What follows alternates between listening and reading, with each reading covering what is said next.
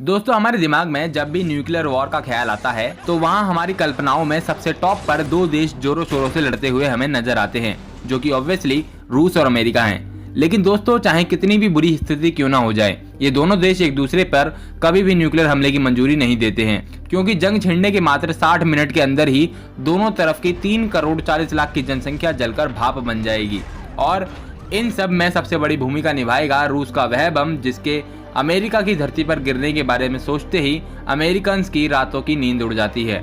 हाँ, मैं बात कर रहा हूँ उसी बम की जिसकी बदौलत रूस न्यूक्लियर और एटॉमिक बॉम्ब्स की दुनिया में बादशाह बन गया है। इस बम का नाम सार है, जिसका परीक्षण रूस ने 1961 में अमेरिका को उसकी औकात याद दिलाने के लिए किया था। यह बम कितना भयानक हो सकता है, इसका अंदाजा आप इसी चीज से लगा सकते हैं कि इसके गिरते ही टारगेट पॉइंट से 780 किलोमीटर दूर बसे डिक्सन आइलैंड में रह रहे लोगों की घरों की खिड़कियां चकनाचूर हो गई थी। इस बम का भयानक मंजर देखकर अमेरिकी बुरी तरीके से थर्रा गए थे और भीगी बिल्ली की तरह सोवियत संघ यानी कि आज के रूस के सामने शांति बनाए रखने की बातचीत करने लगा। लेकिन दोस्तों, आखिर रूस यानी कि सोवियत संघ ने इतने घातक बम को क्यों बनाया? आज के समय में कितने सार बॉम्ब रूस के पास हैं और किस देश में गिरने पर यह कितने ज्यादा लोगों की मौत का कारण बनेगा, यह सब जानने के लिए वीडियो में बने रहिएगा।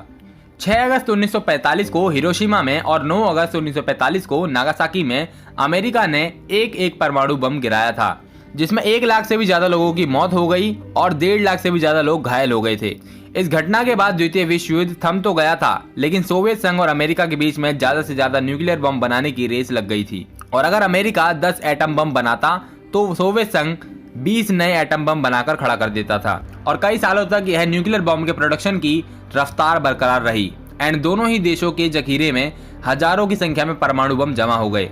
जिनका इस्तेमाल आज तक जंग में नहीं हुआ है, क्योंकि 1945 में हिरोशिमा और नागासाकी में परमाणु बम गिरने की पहली दुखद घटना के बाद अभी तक इसका कोई इस्तेमाल जंग में नहीं हुआ है। परमाणु बम बनाने की रेस को रोकने के लिए अमेरिका ने 1953 के दरमियान 2 ऐसे परमाणु बमों का आविष्कार कर दिया, जिसका परीक्षण देखने के बाद रूस की आंखें फटी की फटी रह गई। क्योंकि पहला बम, जिसका नाम B-83 था, जो कि पूरे 1.2 मेगाटन की ऊर्जा वाला विस्फोटक था, उसके फटने पर आग और धुएं का इतना बड़ा गुबार हवा में ऊपर उठा कि वह माउंट एवरेस्ट की हाइट के 2.5 गुना हाइट के बराबर निकला। और दूसरा बम कैसल ब्रावो का टेस्ट जब किया गया था तो आग का गुबार माउंट एवरेस्ट की हाइट से 3 गुना ज्यादा से भी ज्यादा ऊंचा निकला गया था। प्लस ग्राउंड पर 10 किलोमीटर से भी ज्यादा का एरिया तहस नहस हुआ। सो अलग अमेरिका को लगा कि अब शायद रूस यानी कि सोवियत संघ डर कर बम बनाना छोड़ देगा, लेकिन इस मामले में रशिया सबका बाप निकला, क्योंकि सबसे छुप कर 1961 में रूस ने जब सार बम का परीक्षण किया तो उसकी धमक से अमेरिका के साथ साथ कई देश सदमे में आ गए, क्योंकि ना सिर्फ सार बम के विस्फोट से निकला आग का गुबार यानी कि मशरूम क्लाउड माउंट एवरेस्ट की हाइट का 4.5 गुना से भी ज्यादा ऊंचाई का था, बल्कि इसने जमीन पर 35 किलोमीटर से भी ज्यादा के एरिया को बुरी तरह से झुलसा दिया था, जो अगर आज किसी देश में गिरा तो करीबन 10 लाख से भी ज्यादा लोग भाप बन जाएंगे। यह परीक्षण देखने के बाद अमेरिका अंदर तक टूट गया था और दोनों ही देशों को यह रियलाइज हुआ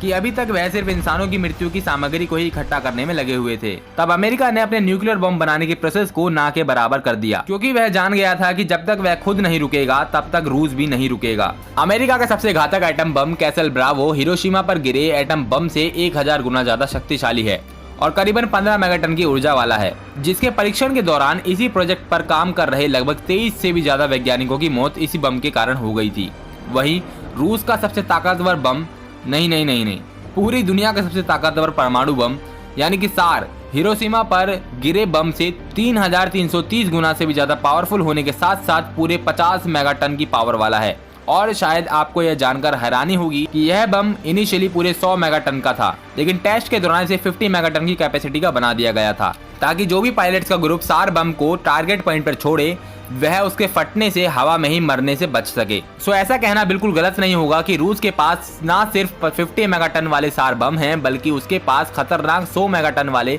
सार बम की बड़ी मात्रा भी हो सकती है।